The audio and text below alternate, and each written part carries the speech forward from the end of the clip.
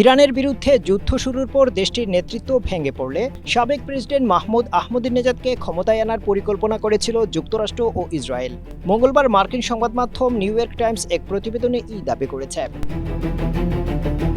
প্রতিবেদনে বলা হয়েছে, যুদ্ধের শুরুর দিকে মার্কিন প্রেসিডেন্ট ডোনাল্ড ট্রাম্প প্রকাশ্যে ইঙ্গিত দিয়েছিলেন, ইসরায়েলি হামলায় ইরানের সর্বোচ্চ নেতা ও শীর্ষ কর্মকর্তারা নিহত হলে দেশটির ভেতর থেকেই কেউ নতুন নেতৃত্বে আসতে পারেন।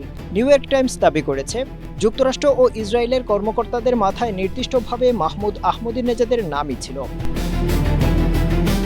মার্কিন কর্মকর্তাদের বরাত দিয়ে প্রতিবেদনে বলা হয়েছে, গেল ২৮ ফেব্রুয়ারি ইরানে প্রথম দফার বিমান হামলার পরপরই শাসন ক্ষমতা পরিবর্তনের গোপন পরিকল্পনা সাজানো হয়েছিল।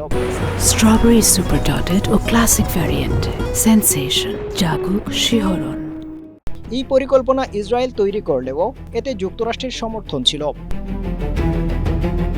যুদ্ধের শুরুর দিকে ট্রাম্পও ইঙ্গিত দিয়েছিলেন, ইরানের ভেতরের কেউ নেতৃত্বে আসলে সেটি বেশি কার্যকর হবে। সেই প্রেক্ষাপটে আলোচনায় আসে আহমদিনেজাদের নাম। তবে বিশ্লেষকরা এটিকে অস্বাভাবিক বলে অভিহিত করেছেন, কারণ আহমদিনেজাদ ইরানের পারমাণবিক কর্মসূচির সমর্থক ছিলেন এবং অভ্যন্তরীণ বিরোধিতার বিরুদ্ধে কঠোর অবস্থান নিয়েছিলেন।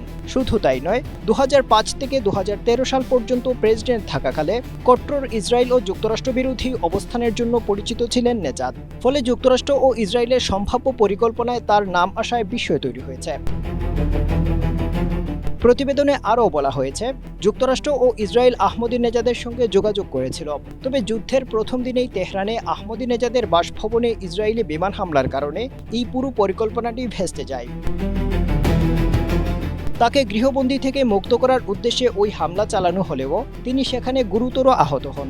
এই ঘটনার পর আহমদিনেজাদ এবং মার্কিন প্রশাসন উভয় পক্ষই পরিকল্পনা থেকে সরে আসে। এরপর থেকে আহমদিনেজাদকে প্রকাশ্যে দেখা যায়নি এবং তার অবস্থান বা শারীরিক অবস্থা সম্পর্কে নিশ্চিত কোনো তথ্য নেই বলেও প্রতিবেদনে উল্লেখ করা হয়েছে। Afzal Hussain, Asia post.